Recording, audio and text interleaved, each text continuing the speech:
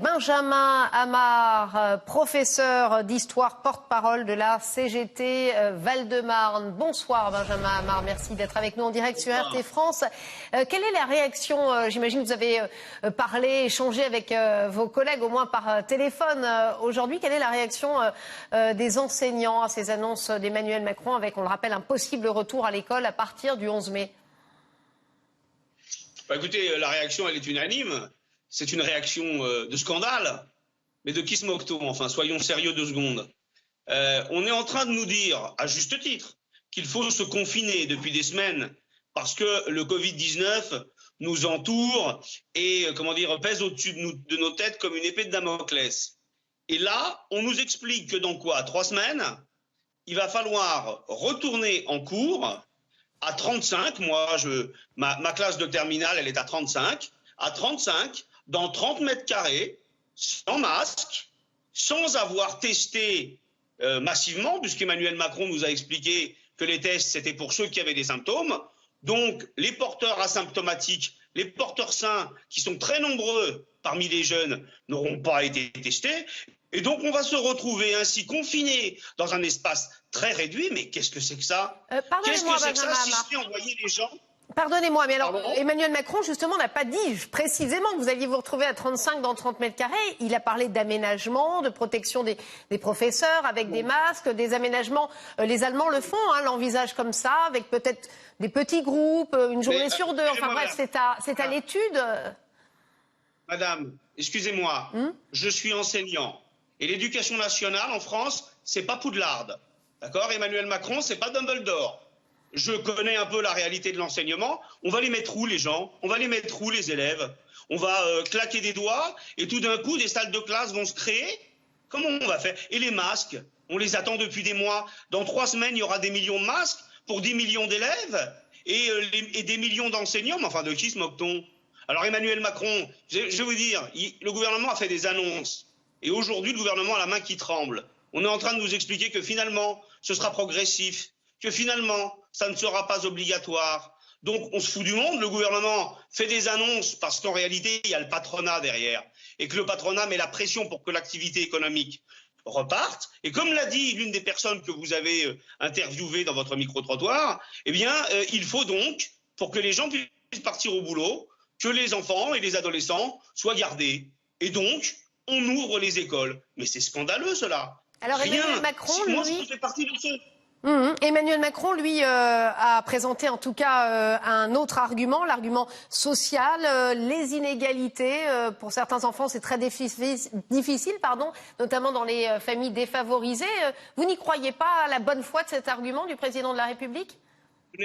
Honnêtement, madame, très sérieusement, lorsque vous me posez la question, est-ce que vous n'avez pas la réponse? Sincèrement, est-ce que, alors que depuis des semaines, on est en train de dire aux gens, vous suspendez votre vie sociale, parce que derrière, il n'y a rien de plus important que votre survie. Vous savez, moi, j'ai été touché par la forme grave du Covid-19. J'ai passé 15 jours à l'hôpital du CHU de Bicêtre, dont 11 au service réanimation. Cette maladie, madame, ça n'est pas une grippette, c'est une peste. C'est un fléau sorti des entrailles de la terre. Et croyez-moi, il n'y a rien de plus important que d'échapper à cela. L'argument de la socialisation ou de la lutte contre les inégalités. Mais qu'est-ce que c'est que ce fifrelin? Qu'est-ce que c'est que cette tartufferie?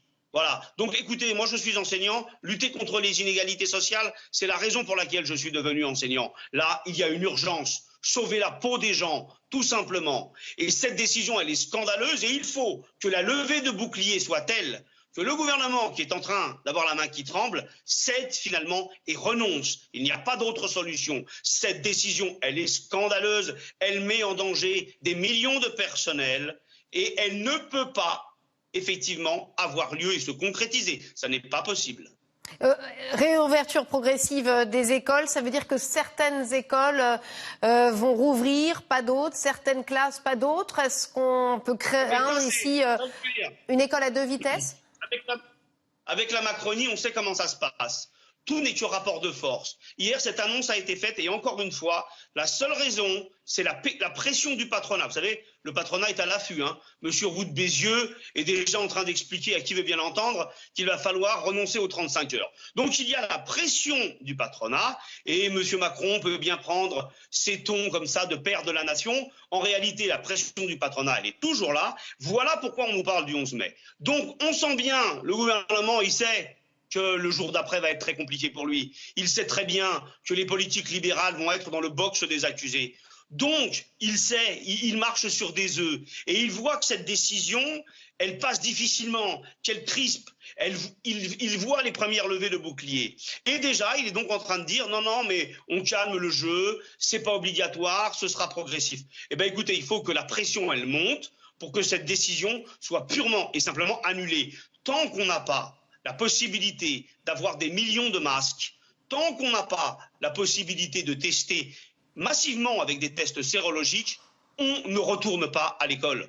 Voilà. Et de la même manière, je vais vous dire... Vous allez vous mettre en grève. Vous l'envisagez en tout cas dans votre syndicat d'appeler à la grève? On envisage surtout, alors ça, il y a plusieurs possibilités. On va discuter... Les instances syndicales vont se réunir, y compris d'ailleurs, je pense, de manière unitaire et en intersyndicale, parce que ce serait préférable. Mais moi, je suis convaincu que le gouvernement rase les murs.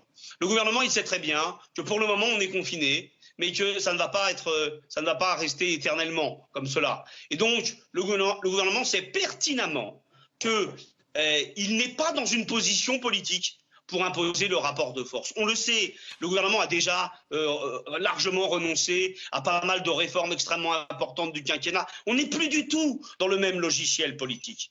Et Emmanuel Macron le sait pertinemment. Donc, encore une fois, il faut faire monter la pression. Ben écoutez, vous savez, même de manière confinée, on a la possibilité de faire du gramschisme, on a la possibilité d'impacter idéologiquement l'opinion. Il faut continuer cela et ensuite, au moment du déconfinement, on aura plein de modalités d'action. Moi, je suis très confiant, il faut mettre le gouvernement sous pression et nous le ferons reculer. Merci Benjamin Amar, professeur d'histoire, porte-parole de la CGT Val-de-Marne. Merci d'avoir été avec nous en direct sur RT France.